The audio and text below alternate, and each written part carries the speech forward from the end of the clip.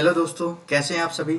आपके अपने YouTube channel crack with perfection पे आप सभी का स्वागत है। जैसे कि आपको पता है कि आज हम पॉलिटी का फर्स्ट लेक्चर स्टार्ट करने वाले हैं। ठीक है, ये लेक्चर आप लोगों के लिए बहुत ही उपयोगी है। जैसे कि जो आने वाली जितनी भी एग्जाम है उन सभी के लिए ये लेक्चर आप लोगों के लिए बहुत ही उपयोगी है।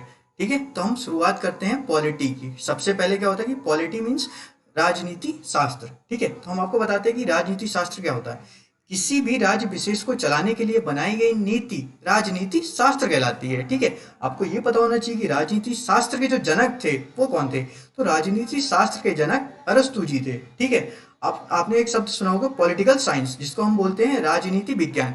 तो उसमें क्या होता है कि जो भी राजनीति शास्त्र मतलब जितना भी हम दिशा निर्देश बनाते हैं, ठीक है, उसका जो अध्ययन करते हैं वो हम कहाँ करते हैं, वो हम पॉलिटिकल साइंस में करते हैं। ठीक है, अब हम पढ़ते मतलब राजनीति विज्ञान में हम उनका अध्ययन करते हैं। ठीक है, अब हम आपको बताते हैं कि कॉन्स्टिट्यूशन क्या होता है। ठीक है, कॉन्स्टिट्यूशन क्या होता है कि यह राष्ट्र का सर्वोच्च कानून होता है जिसके द्वारा सरकार के प्रशासन को चलाया जाता है।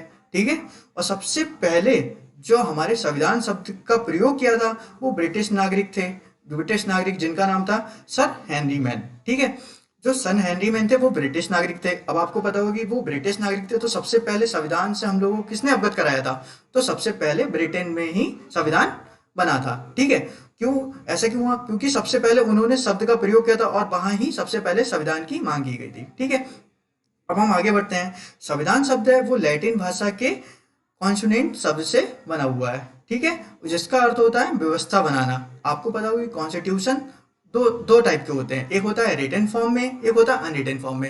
जैसे कुछ देशों के जो होते हैं वो लिखित संविधान होते हैं, और जो कुछ देश हैं जैसे बहुत सारे देश हैं कि उनका संविधान होता है जो अलिखित संविधान होता है। अब जो लिखित संविधान है उसके बारे में बताते हैं। क्या लिखित संविधान होता है इंडिया का, यूएसए का, और जो अलिखित संविधान है उसमें आपके देश आते हैं इंग्लैंड, सऊदी अरब, कनाडा, न्यूजीलैंड और भी बहुत सारे ऐसे देश हैं। ठीक है, अब आप सोचेंगे कि लिखित लिखित और लिखित में अंतर क्या होता है। जैसे क्या होता है लिखित में, क्या होता है जैसे लिखित है इंडिया का है तो सबसे पहले आपको पता होगा इंडिया में क्या होता है कि सबसे जो मजबूत है, सब इंडिया का जो भी शासन दिशा निर्देश होते हैं वो सिर्फ जो भी सरकार द्वारा प्रशासन द्वारा चलाया जाता है वो सब क्या होता है कॉन्स्टिट्यूशन है। कॉन्स्टिट्यूशन से ही पूरा देश चलता है। और वहां पे क्या होता है अनरिटन में, क्या होता है कि वहां पे पार्लियामेंट द्वारा ही सब कानून और व्यवस्थाएं बनाई जाती हैं। ठीक है, तो वहां पे अलिखित होता है। ठीक है, और वहां पे क्या होता है कि कोई भी नया विधेयक लाने के लिए हमें कॉन्स्टिट्यूशन के लिए संसद में क्या होता है कि पार्लियामेंट में हमें विशेष बहुमत प्राप्त करना होता है। विशेष बहुमत मतलब बोले तो 2/3। और हम अनरिटन में क्या होता है कि अनरिटन में हम पार्लियामेंट में क्या होता है कि एक सामान्य बहुमत प्राप्त होता है, जैसे कि 50% प्लस 1 सदस्य। ठीक है, आगे हम बढ़ते हैं अब इसमें कि आगे कॉन्स्टिट्यूशन में हमें क्या क्या पढ़ना है। ठीक है, तो हम पढ़ते हैं कॉन्स्टिट्यूशन ऑफ बेसिस। ठीक है, बेसिस ऑफ कॉन्स्टिट्यूशंस। तो क्या होता है कि भारतीय संविधान का विकास कहाँ से हुआ था, तो हम आपको बता दें कि जो भारतीय सबसे पहले हम आपको बताना चाहते हैं कि भारत जो ईस्ट इंडिया एक भारत पहले एक ब्रिटेन नागरिक भारत आए थे।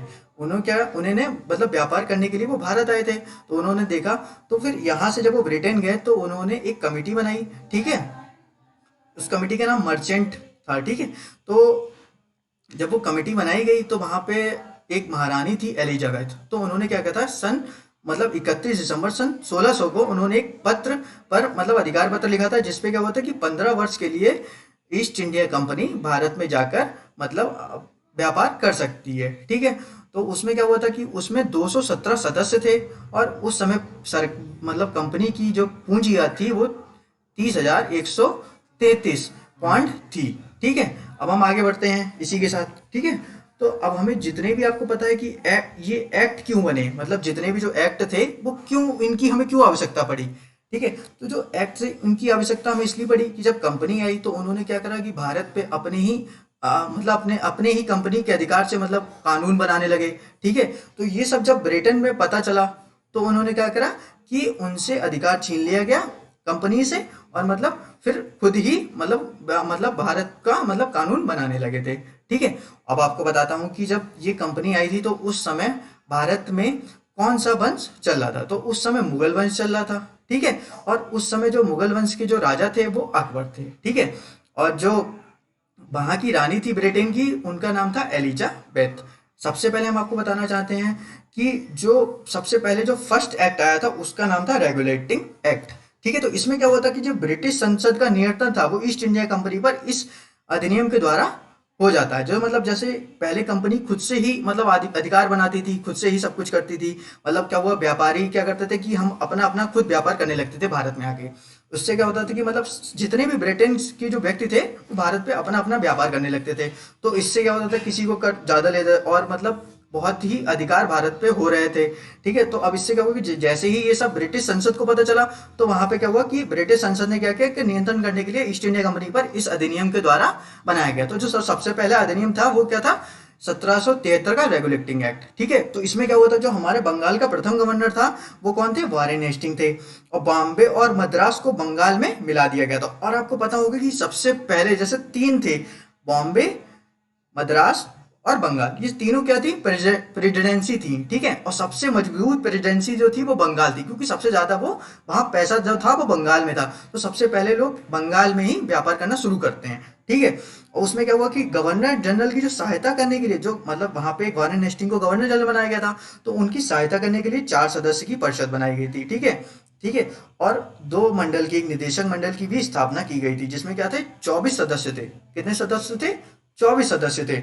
और आपको पता होगा कि इसी एक्ट के तहत, मतलब रेगुलेटिंग एक्ट मतलब 1773 के तहत ही सबसे पहले न्यायालय कलकत्ता में स्थापित हुआ। कब, 1774 को, मतलब पहला न्यायालय बना कलकत्ता में। ठीक है, वो जो कब हुआ, 1774 को।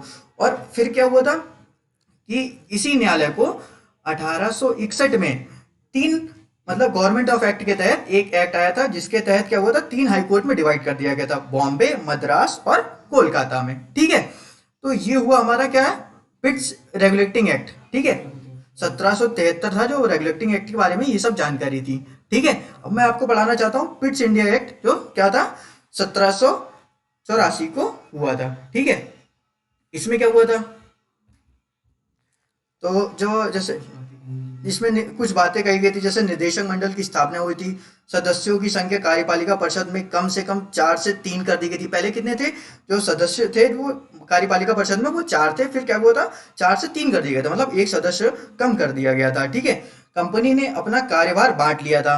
नियंत्रक मंडल को राजनीति समस्याएं, मतलब जो 2 मंडल बनाए गए थे, एक नियंत्रक मंडल और एक निदेशक मंडल। तो नियंत्रक मंडल को राजनीतिक समस्याओं के लिए और जो निदेशक मंडल था उनको आर्थिक समस्याओं के लिए। और क्या हुआ था, द्वैत शासन लागू। अब जो द्वैत शासन क्या होता है, जैसे द्वैत शासन क्या होता है कि वहां पे 2 तरफ से कर लिया जा रहा था, एक कंपनी की तरफ से, एक स्थानीय की तरफ से। तो कर बहुत मात्रा में हो गया था। यही सब कानून, मतलब इन्हीं सब को रोकने के लिए ये एक्ट समय समय पे बदलाव होते रहे, और भी एक्ट ऐसे ही आते रहते थे। ठीक है, तो इस अधिनियम को विलियम पिट्स के द्वारा ब्रिटिश पार्लियामेंट में प्रस्तुत किया गया था। मतलब जितने भी जो मतलब अधिकार बन रहे थे उस समय, तो इनको रोक, कंपनी द्वारा बहुत अधिकार बनते जा रहे थे, इनको रोक लगाने के लिए ब्रिटेन की संसद ने मतलब रेगुलेटिंग एक्ट पारित करने शुरू कर दिए थे। ठीक है, अब हम आपको बताते हैं 1713 का चार्टर एक्ट, 1813 का चार्टर एक्ट बताते हैं। कंपनी के द्वारा भारत के व्यापार से वाणिज्य एकाधिकार को समाप्त कर दिया गया था, जो एकाधिकार था उसको समाप्त कर दिया गया था। ठीक है, तथा अन्य व्यापारियों के लिए भारत के व्यापार को खोल दिया गया था, जैसे अन्य व्यापारी भी भारत में अब आके व्यापार कर सकते हैं। कंपनी का अधिकार चाय और चीनी पर रह जाता है, और जो चीनी थी वो कहाँ, चीन से सिर्फ। ठीक है, ईसाई मिशनरियों को भारत में अपना धर्म फैलाने की अनुमति दे दी गई थी।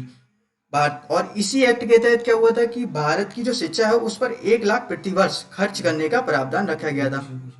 ठीक है, ये क्वेश्चन आपके कई एग्जाम्स में आया हुआ कि मतलब 1 लाख रुपए किस एक्ट के तहत, मतलब कि भारतीयों को शिक्षा के 1 लाख रुपए प्रतिवर्ष दिया जाता है। तो 1713, वो 1813 एक्ट के तहत। ठीक है, भारत में जो बिजनेस क्लास को, मतलब बिजनेस क्लास का जन्म इसी एक्ट के तहत ही हुआ था। जैसे कि आपको पता होगी कि हम ये वीडियो यहीं पे समाप्त करते हैं, ऐसे ही और एक्ट हम आगे भी पढ़ेंगे। ठीक है, और जैसे आगे भी वीडियो आपके लिए आती रहेंगी। ठीक है, ये वीडियो काफ़ी हेल्पफुल है आपके जैसे जो आने वाले एग्जाम है, तो आप देख सकते हैं। प्लीज़ चैनल को सब्सक्राइब कर लीजिएगा। ठीक है, धन्यवाद।